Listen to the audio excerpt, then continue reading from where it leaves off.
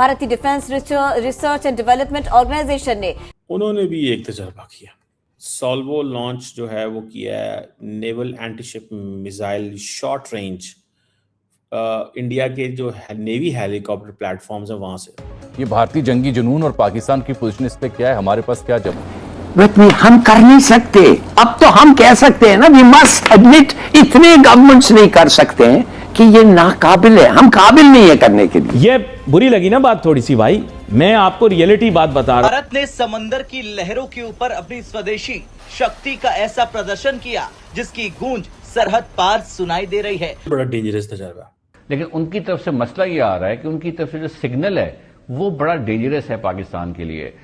कहा जा रहा है कि ये first air launched anti ship missile system है। एयर लॉन्च्ड एंटी शिप यानी कि पाकिस्तानी जो शिप्स हैं उनके ऊपर अब इंडिया के हेलीकॉप्टर जो हैं वो भी हमले कर सकते हैं। बहुत बड़ा स्टेप है ये और बहुत बड़ी अचीवमेंट है इंडिया की। 4 surface to surface BrahMos missile आए और जैसे पहला आया वो जूम करके ऊपर से दूसरा आया, फिर तीसरा आया, फिर चौथा आया, जो कि अनफॉर्चुनेटली बुलारी में डायरेक्टली आके एक हैंगर पे लगा जहां पे एक हमारा एवैक्स खड़ा था। ये आपको तबाह करेंगे, ये करना ये चाहते। जय हिंद दोस्तों, very warm welcome to Hindustan special channel.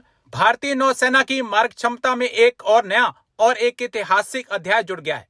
Odisha के तट पर naval anti ship missile short range NASM-SR का सफल सॉल्वो लॉन्च किया गया। इसलिए खास है क्योंकि पहली बार एक ही हेलीकॉप्टर से 2 मिसाइलें एक साथ दागकर दुश्मन के जहाज को तबाह करने की तकनीक का प्रदर्शन किया गया।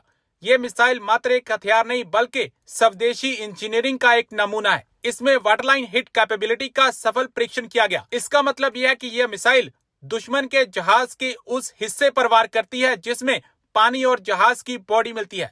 ऐसा करने से जहाज में तेजी से पानी भरता है और कुछ ही मिनटों में वह जल्द समाधि ले लेता है। एक साथ 2 मिसाइलें दागने की क्षमता का मतलब है कि अगर दुश्मन का एक डिफेंस सिस्टम एक मिसाइल को रोक भी ले तो दूसरी मिसाइल उसका काम तमाम कर देगी। रक्षा विशेषज्ञों का मानना है कि अब तक भारतीय नौसेना इस तरह की मिसाइलों के लिए विदेशी तकनीक पर निर्भर थी।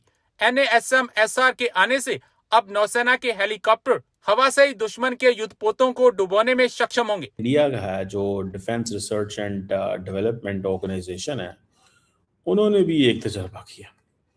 वो भी बड़ा डेंजरस तजर्बा। उन्होंने एक सॉल्वो लॉन्च जो है वो किया है naval antiship missile short range India के जो नेवी हेलीकॉप्टर प्लेटफॉर्म्स हैं वहां से, बे ऑफ बंगाल, ओडिशा से। और जो मिसाइल लॉन्च किए गए हैं वो एक ही हेलीकॉप्टर से हुए हैं।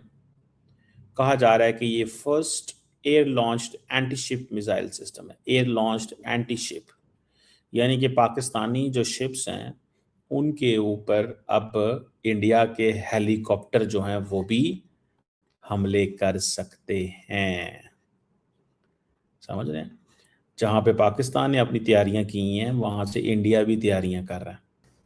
बेसिकली तो पंजाबी में हमारे कहते हैं फाड़ लो हो रही है, ठीक है। और दैट्स अ क्वेश्चन कि क्या होगा और किस तरह चीज़ें जो है वो चलेंगी। बहरहाल मैं आपको एक चीज़ तो बताता हूँ कि और ख़ास तौर पे राजनाथ सिंह साहब ने बड़ी इंटरेस्टिंग बात की है। One should keep this in mind. उसको इस चीज़ को भी जहन में रखना होगा। अब मैं ये समझता हूँ कि ये जो अप्रोच है दैट इज़ वेरी सिग्निफिकेंट।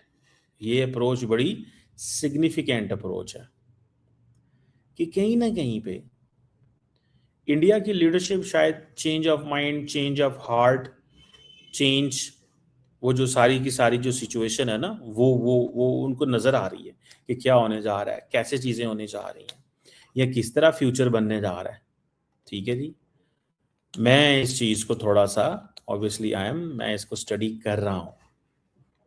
मैं इस चीज़ को सारा स्टडी कर रहा हूँ और मैं देख रहा हूँ this is what they believe in. वो इस चीज़ पे बिलीव करते हैं कि थोड़ा सा फ्यूचर को किस तरह डिटरमिन करना है, किस तरह चीज़ें लेके चलनी है। ठीक है जनाब। अब फॉर एग्जांपल मैं इस चीज़ को जब स्टडी करता हूँ कि जो इंडियन लीडरशिप है, क्या उसका कोई माइंडसेट चेंज है? Missile has been launched and successfully tested by DRDO, defence organisation of India, और उनकी तरफ से सक्सेसफुल टेस्टिंग हो गई है। अगर कुछ बात की जाए इसकी रेंज के बारे में तो मैक्सिमम रेंज की टारगेटिंग कैपेसिटी के साथ जो है ये लॉन्च किया गया है। ओवरऑल मेरा सवाल ये होगा, हम लोग क्वेश्चन ये करेंगे कि आपका क्या ओपिनियन है जिस तरह से हम लोग इस वक्त देख रहे हैं the defence of India has been flourished, क्या कहना चाहेंगे? जी, ये इंडिया जो है ना डिफेंस की तरफ बहुत बढ़ रही है। अपनी बजट सारे डिफेंस पे खर्च कर रही है। और इंडिया ने जो है ना अभी K4 मिसाइल भी लॉन्च कर दिया, बैलिस्टिक मिसाइल, और जो न्यूक्लियर वेपन्स को मिसाल वो थ्रो न्यूक्लियरी पावर्ड है और ये सब मेरीन है ना।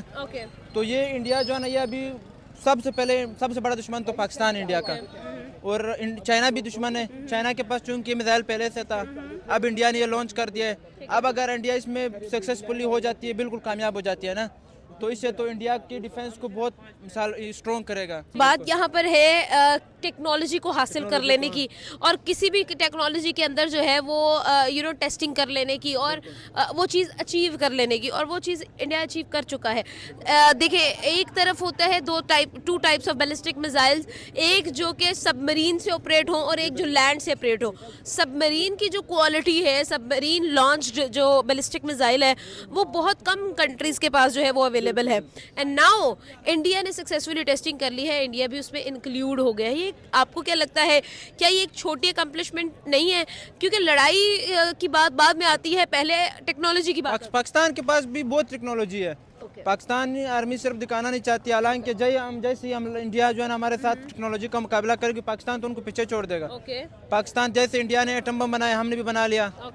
और हम जो है ना तमाम मैं वही बात करूंगी, बात ये नहीं है, काउंटर की बात नहीं है, बात ये है कि ओनली 7 कंट्रीज आर हियर, और अब 7th इंडिया बन चुका है, पहले 6 थी जिनके पास ये टेक्नोलॉजी अवेलेबल है K4 की। अगर देखा जाए तो इंडिया ने इस चीज़ के अंदर बहुत काम किया है।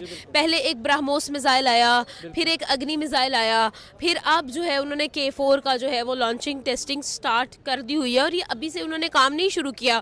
मैंने चूँकि मैं इन खबरों के साथ काफ़ी लिंक्ड रहती हूँ, तो ये अराउंड पिछले कोई 3 सालों से इस पर वर्किंग जारी थी। 8 महीने से ऑफिशियल न्यूज़ आना स्टार्ट हुई है, और अब फाइनली जो है वो रुख चेंज कर दिया गया है। अगर हम लोग नेवी की बात करें